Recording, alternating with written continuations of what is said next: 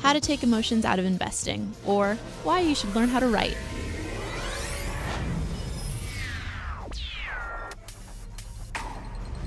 Hello everyone, welcome to Industry Focus Financials Edition. Today is April 11th, 2016. My name is Gabby LaPera and John Maxfield is joining us on the phone.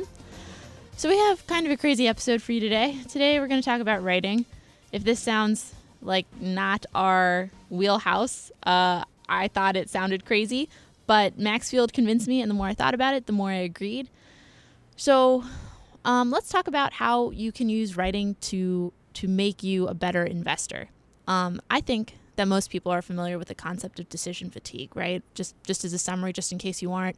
Decision fatigue is the idea that the more decisions you make, you're more likely to make poor decisions going forward, right? So say you are at the supermarket and you are there for a whole hour, which is a long time to be at the supermarket. So maybe at the beginning you go in and you're like, I'm going to eat real healthy this week. I'm going to get all my fruits and veggies. But after you're there for an hour, all you want to do is get a package of double stuffed Oreos and just stick them all in your face all at once. All right? Because you've already made so many decisions about what brand of orange juice to get and how many peppers you need and I don't know what, all the decisions you make at the grocery store. But this applies to real life. Like, this happens to you all the time. This is why you should not make decisions, like important decisions at the end of the day if you can avoid it. You kind of want to go into this fresh. Now, the reason I'm talking about this is because investing is about making decisions, a lot of decisions. And in order to make good decisions, you want to know that you are thinking as clearly and as critically and as logically as possible. So Maxfield pitched me this idea that writing is a great way to do that. Yeah, I mean, if you think about it again, so first of all, I love your supermarket analogy. It makes me think about when I go to the supermarket and then I'll get like candy or something. I literally just did this the other day at Trader Joe's, and then you make them put it on the top of the bag so you can eat it in the car. I mean, like what animals are we? You know what I mean? Like, what is that all about? But yeah, I love that. But when you think about writing and you think about investing, there is a huge overlap. And here's kind of where I came up with that whole thought process. One of the benefits of working as a writer for the Motley Fool is that we are able to read a substantial amount. I've read on average probably a book a week every week since I started writing for the Fool 5 years ago. And one of the things that I have come away with from that whole process is that there is a large overlap between the best investors and really good writers. Let me give you some examples. Warren Buffett, his annual letter to shareholders, it's not only interesting because this is the richest guy in America writing it, but it is really well written and really well laid out. Benjamin Graham, obviously his mentor, who kind of started that whole value investing process, he was an excellent writer. Howard Marks at Oak Tree Capital Management, brilliant investor, equally brilliant writer. George Soros, Henry Clues, who was the Warren Buffett of the Gilded Age, he wrote a book. I mean, these guys, David Einhorn, Peter Lynch. I know you're not as big of a fan of Peter Lynch, but all of these guys are excellent writers and excellent investors. And then so you say, well, is there some type of correlation here? I mean, is this completely coincidental? And kind of to your point, Gabby, I can't help but think that there is a relationship here, and here's why. One of the things that we know about investing is that, as a general rule, individual investors underperform the market to a meaningful degree. And the other thing that we know is why they underperform, and that is because they allow emotions to dictate their investment decisions in the place of logic. And what writing does is, when you are forced to put down your ideas, in print, you have to be more disciplined about them. And so when you think that through, that allows you to take out, to a certain extent, emotions from your investing decisions. And that is why, as a general rule, while writing, it's also very beneficial in a lot of other areas in your life, but it's particularly beneficial in investing. Definitely. And I don't know if this makes particular sense to me because I'm a highly verbal person. So I think in words, and having things in words helps me check the internal logic of my thought and justify my conclusions in a place that's outside of my brain. Because when it's all inside your head, sometimes you can kind of gloss over the parts that don't make 100% the greatest of sense, but when it's all written out, you can actually check everything because it's all written out. You don't have to remember everything in your head. You can just look at it and see if it all fits together.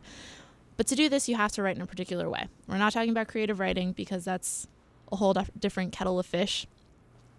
But it's a lot more like science writing, which is something that I'm a huge fan of, and it's something that I've taught before. So the number one thing that you need in any single piece that you write is a strong thesis statement. And not just a strong thesis statement. The thesis statement needs to be at the beginning of whatever it is you're writing so that everything you write relates back to it. Every time you start a new paragraph, your topic sentence should be something that helps support your thesis. Yeah, and really to your point, Gabby, I mean, this is a rule that, just kind of put this all in perspective, this is a rule that not only, and we're going to go through a handful of rules here, but they not only apply to investing, but just to writing in general. So even if you're not writing about investing, if you're writing an email, right? If you're writing a memo to your boss, whatever it is, these really simple rules will help you become better writers. They're really kind of the distilled wisdom of myself, Gabby, and other people who have, written and edited, on a professional level now for some time.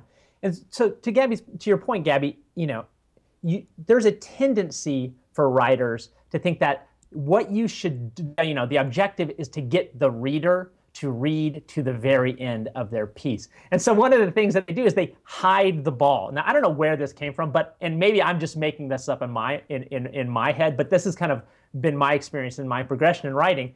But what you really want to do, you don't want to reserve information to the end. You want to put it right out immediately. That very first sentence or two, which newspaper writers refer to as the lead, is a really critical thing to do. Because to put out your thesis right then, because then throughout the rest of your piece, both yourself and the reader can test the logic of your thesis. So let me give you an example. Let's say I want to talk about Bank of America, right? Well, I'm saying Bank of America is a buy right now. Well, you shouldn't, lay out the evidence first and then at the very end say Bank of America is a buy right now. You just come right out at the very beginning and say, look, Bank of America is a buy right now. Then you lay out your logic. It's trading for, 40% below book value.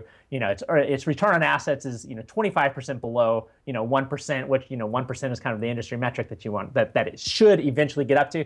And then, blah, blah, blah, blah, hit all those logical things. And then the reader along the way can test your analysis. Absolutely. Okay, this is actually a huge pet peeve of mine that people do not include thesis statements. When I was a graduate student, I would often grade undergraduate papers, and people would turn in entire essays without a thesis, and I was working in a science. I don't know why you would ever, if you're an undergraduate out there and you are writing a paper right now and it's not for a creative writing class, go back and check to make sure you have a thesis. Sometimes it's hard to write a thesis at the very beginning. Maybe you don't exactly know what you're going to write about. In that case, write your entire essay, go all the way down to the bottom, take your conclusion paragraph, make it your intro paragraph, and write yourself a new conclusion, because by the end of the paper, I hope you gosh darn well know what you're writing about. I'm so sorry. I feel very passionate about theses.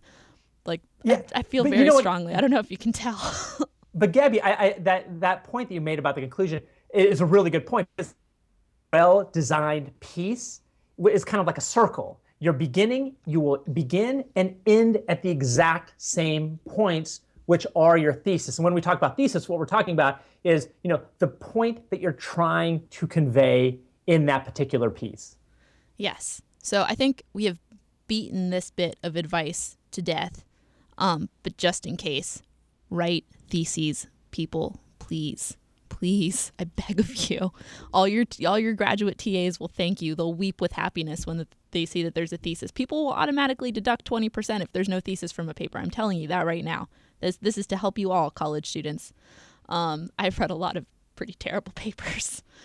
Okay, so the second thing that you really want to do is once you know what you're going to write about, once you have your thesis, is you want to make sure when you start writing that you are writing with your reader in mind.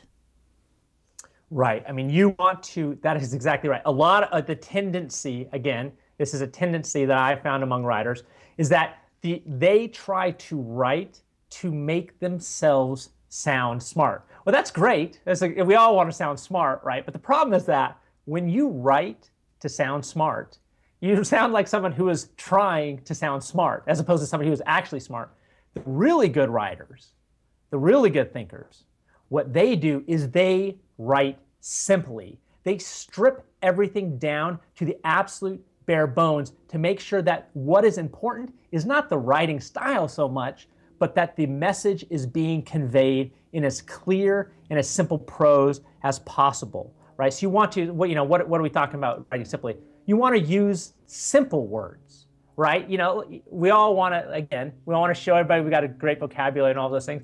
But if you're using really fancy words that are long and complicated, you're going to cause disruption to the reader, and you're going to unnecessarily obfuscate the whole point of the piece because it's going to be more complicated than it actually has to be. I like that you just said obfuscate when you just asked us to use smaller words. Yeah, sorry. Now there are exceptions to this, right? Because there are sometimes when a complicated word fits the purpose exactly. It conveys exactly what you're trying to convey. So there are exceptions to every rule, right? And kind of the second thing beyond using simple words is that you want to use simple sentence construction.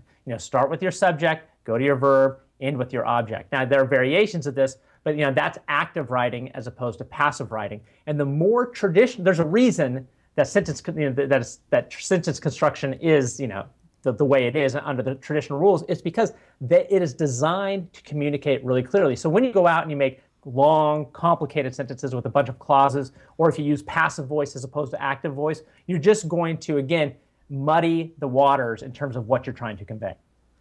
Yes, you definitely are. This is kind of analogous to having a professor, an astrophysicist, who is teaching Physics 101, and his head is all up with black holes and universes far away, and he is trying to communicate this to freshmen who are maybe taking his class for a credit because they have to. Because he's not speaking at their level, they're not going to get what's going on. So you really need to keep both your readers and your listeners in mind. Right, and if you think about, to go back to some of those investors who are also fabulous writers, if you read Warren Buffett's letter, literally anybody can read his letter. You don't have to be a guy on his level of investing to be able to read and understand what he is saying. The same thing is true of Howard Marks at Oaktree Capital Management. I mean, these guys are literally, they are brilliant. They are geniuses when it comes to investing. But the way that they write, it is accessible to anybody. And so what you see from their writing is that how clear and logical and analytical their thought processes are, and that is what you want to convey both to yourself in writing and to anybody who may read what you're writing. Yes, and as a quick side note, just in case you don't know what clauses or objects or any of this stuff is, I'm going to put in a plug for Strunk and White's Elements of Style. It's a classic. It's the handbook of good writing, I think. Anyway, getting back to what John was saying about these people having very clear, logical thought, this is something that you need to do in your writing. And this gets back to having a good thesis, but you need to have pieces of evidence that support your thesis and that make sense, and that all of them make sense with each other. Yeah, and if you think about, a piece, you start with your thesis, right? And then you're going to have a bunch of paragraphs underneath that.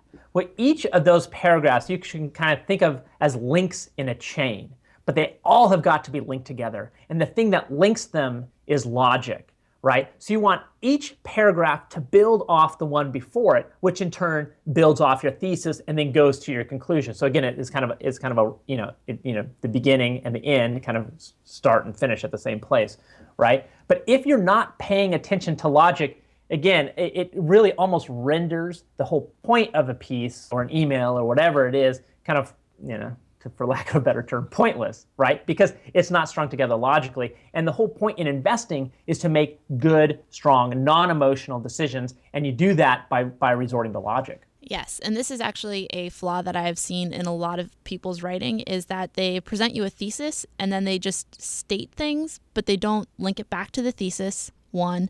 And two, although they're stating things, oftentimes it's not evidence for the thesis. You really want to create it's just like making a building or, I don't know, fixing something. I have no idea.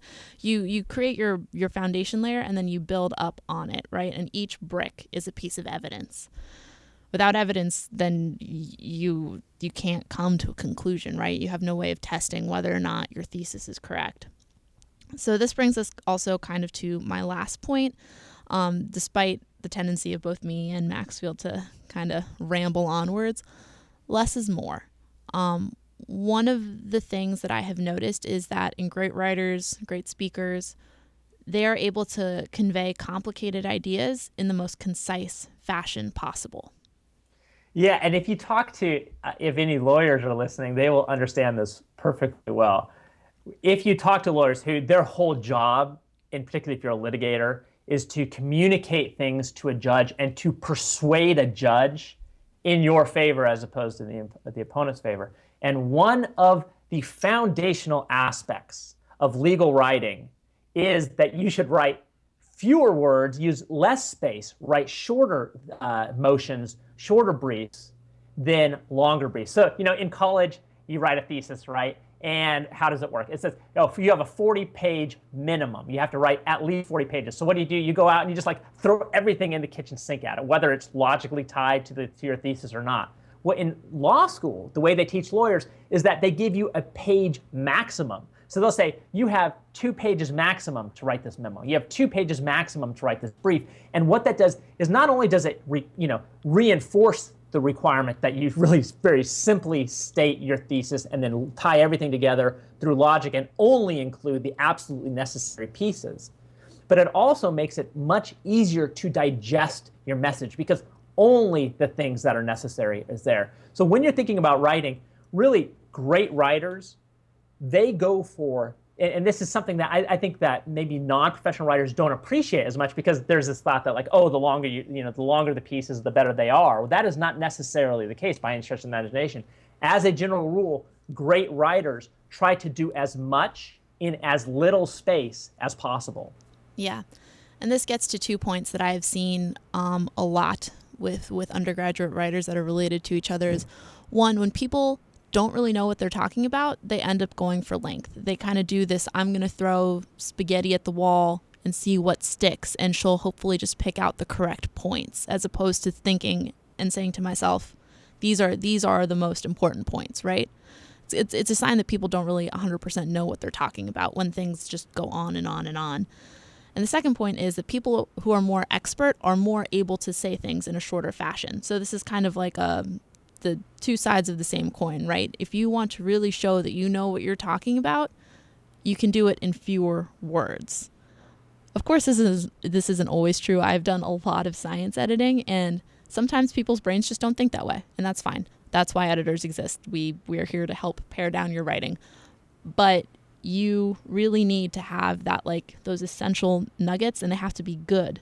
You can't just throw everything and see what works and have someone else decide for you. That means that you haven't really thought through what you're trying to write about. Yeah, and just to recap these 4 things, because, and I think that you would agree with me, Gabby, that these are, if you can just kind of nail these 4 pieces, you're going to be dramatically ahead of your average writer. And that's going to help you, like I said, writing emails to your boss, writing memos, whatever it is, doesn't matter what it is. These 4 things apply across the board also to investing. The first, write simply. Use simple words, simple construction, simple sentence construction. Second, start with your thesis. Come out, they call it a lead for a reason. Come out strong, tell people exactly what you're going to say, and then go through and say it. Pay attention to logic.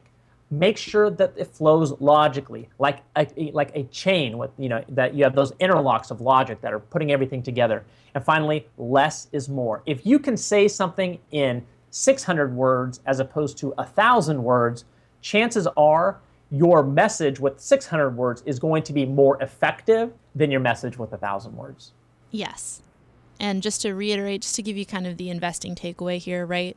Which is investing is a lot of decisions. You want to make sure your decisions are good decisions. One of the ways you could do that is by writing, because writing forces you to think logically if you're doing it correctly. Also, I just kind of want to throw out there that a lot of people, I think most people now, type everything up. They don't really write stuff by hand. But writing by hand is actually super helpful. There's studies out there showing that writing by hand helps light up those centers of your brain that are associated with learning in a way that typing doesn't. So when you write your notes, if you write them by hand, you're way more likely to remember whatever it is you're writing about. It also shows that it makes people more meticulous and careful writers, and potentially it also helps people be more creative in their writing. It tends to stimulate a part of your creative brain that typing does not. So when you're brainstorming, I always brainstorm by hand. I find it easier, and I also find that I come up with more creative ways to address a topic when I start out by hand and then go to the computer to actually type up the paper. That's just kind of anecdotal for me, but everything else has studies behind it, and if you really want to know what they are, you're more than welcome to email me.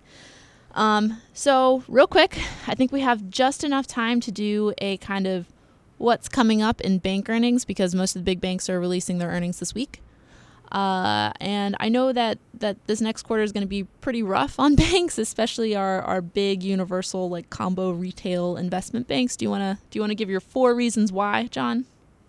Yeah. I mean, just as a general rule, it's just going to be like you said, Gabby. It's just going to be a tough quarter for the big banks. 4 reasons for that, and the universal banks in particular. These are banks that have both investment banking operations which includes trading operations, and also on the retail side, you're taking deposits and making loans. And there's really 4 reasons that banks are going to struggle during the first quarter. The first is that interest rates are still ridiculously low, right? The Federal Reserve came out in December, raised short-term interest rates by 0.25%, but they're still basically, for all intents and purposes, near zero.